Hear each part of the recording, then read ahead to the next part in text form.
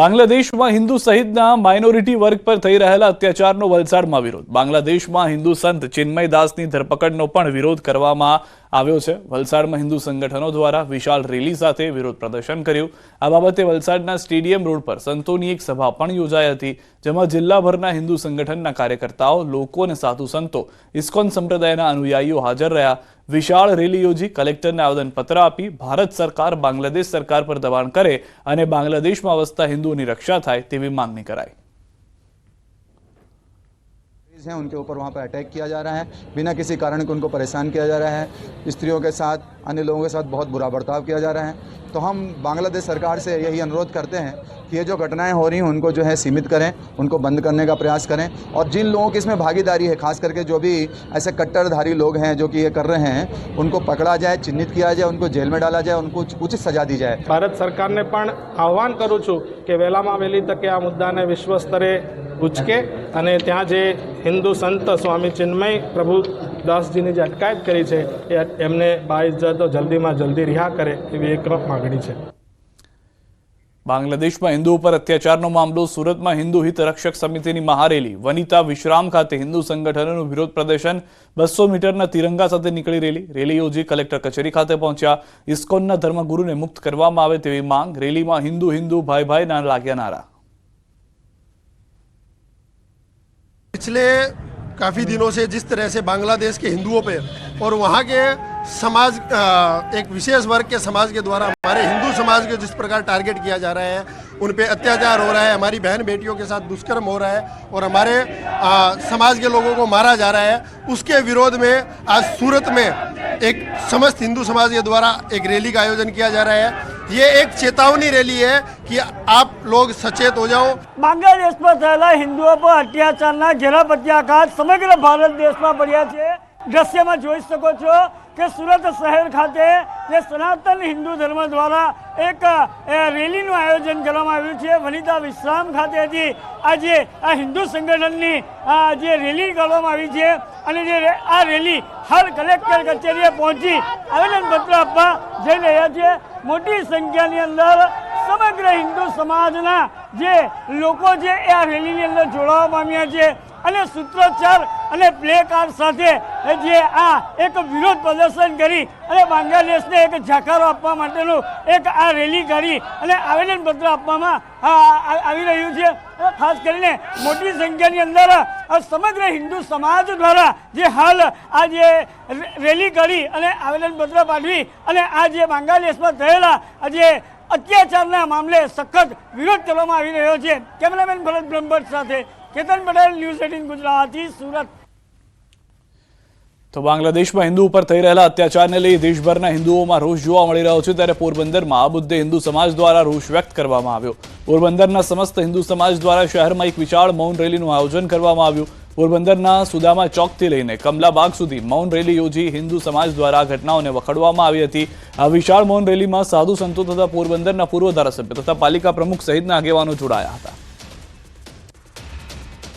આપણા આસ્થાના ઉપાસનાના પ્રતીકો ઉપર જે પ્રહાર થઈ રહ્યો છે, આપણા સાધુ સંતોને જે રીતે હેરાન પરેશાન અત્યાચાર થઈ રહ્યો છે, એની વિરુદ્ધની અંદર સમસ્ત પોરબંદરના સનાતન હિન્દુ ધર્મ પ્રેમી ભાઈઓ બહેનો તમામ આબાલ વૃદ્ધ આજે એક મૌન રીતે કઈ રીતે આક્રોશ રજૂ કરી શકાય એની મૌન આક્રોશ રેલી સુદામા ચોક નીકળી છે.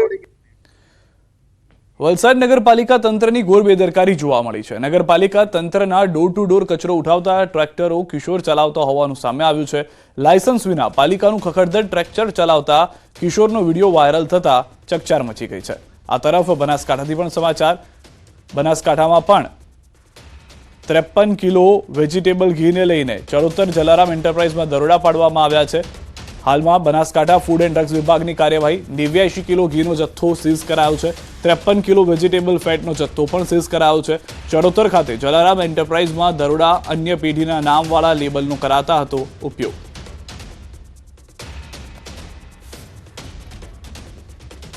હવે વાત કરીએ વલસાડની. નગરપાલિકા તંત્રની ઘોર બેદરકારી જોવા મળી. નગરપાલિકા તંત્રના ડોર ટુ ડોર કચરો ઉઠાવતા ટ્રેક્ટરો કિશોર ચલાવતા હોવાનું જાણવા મળ્યું. લાયસન્સ વિના પાલિકાનું ખખડધજ ટ્રેક્ટર ચલાવતા કિશોરનો વિડીયો વાયરલ થતા ચકચાર મચી. મહત્વનું છે કે વલસાડ પાલિકામાં વહીવટદારનું શાસન છે, જેથી પાલિકામાં રેઢિયાળ વહીવટ ચાલતો હોય તેવા દ્રશ્યો સામે આવે। વિડીયોમાં કિશોર જણાવ્યું છે કે છેલ્લે પોતે 7 મહિનાથી પાલિકાનું ટ્રેક્ટર ચલાવે છે। મહત્વનું છે કે વલસાડ નગરપાલિકા વિસ્તારમાં ડોર ટુ ડોર કચરો ઉઠાવવા અભી એન્ટરપ્રાઇઝ નામની એજન્સીને કોન્ટ્રાક્ટ સોંપાયો છે, ત્યારે એજન્સી સામે પણ કાર્યવાહી કરાય તેવી માંગ ઉઠી છે। દ્રશ્યોમાં આપ જોઈ રહ્યા છો કે જે કિશોર જે છે તે આ ટ્રેક્ટર ચલાવી રહ્યો છે। 1-2 દિવસથી 5-7 દિવસથી નહીં, છેલ્લા 7 મહિનાથી ટ્રેક્ટર ચલાવી રહ્યો હોવાની જાણકારી ખુદ કિશોરે આપી છે। હવે જે થર્ડ પાર્ટીને આ કોન્ટ્રાક્ટ આપવામાં આવ્યો છે તેની સામે કાર્યવાહી કરવામાં આવે તેવી માંગ પણ હાલમાં ઉઠી રહી છે। રાજકોટના રૈયા રોડ પર સરકારી જમીન કરાયેલા દબાણો દૂર કરવાની કાર્યવાહી હાથ ધરાઈ। બાપા સીતારામ ચોક નજીક 5000 ચોરસ ફૂટ જમીન પર બુલડોઝર ચલાવવામાં આવ્યું। મામલતદાર દ્વારા અગાઉ 2 થી 3 વખત નોટિસ આપવામાં આવી, છતાં દબાણ નહોતા કરાયા। તંત્રએ દબાણો દૂર કરી કરોડોની સરકારી જમીન ખુલ્લી કરવામાં આવી છે। વાણિજ્ય પ્રકારના દબાણો અમુક જગ્યાએ વંડા વણાકી અને કબજો કરેલ છે અને કાચી ઓયડીઓ બનાવી ભાડે આપવાની પ્રવૃત્તિ કરતા હતા।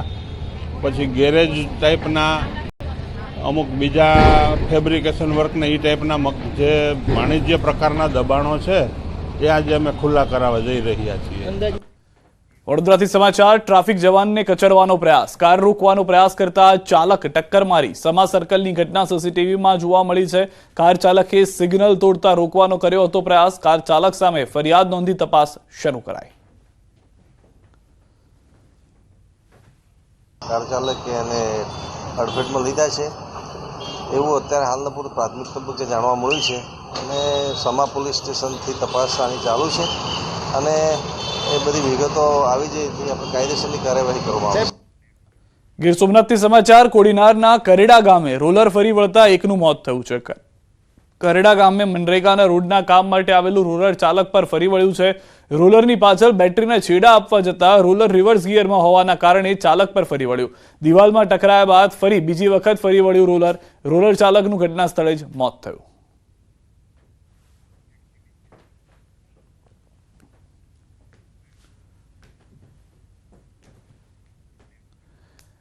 એટીએમ મશીનની કેબિનમાં ઘૂસ્યો સાપ। વલસાડના પારડીના બેંક ઓફ ઇન્ડિયાના એટીએમ કેબિનમાં ઘૂસ્યો સાપ। જીવદયા ગ્રુપના સભ્યોએ સાપનું કર્યું રેસ્ક્યુ। પકડાયેલો સાપ બિનઝેરી પ્રજાતિનો હોવાનું જાણવા મળી રહ્યું છે।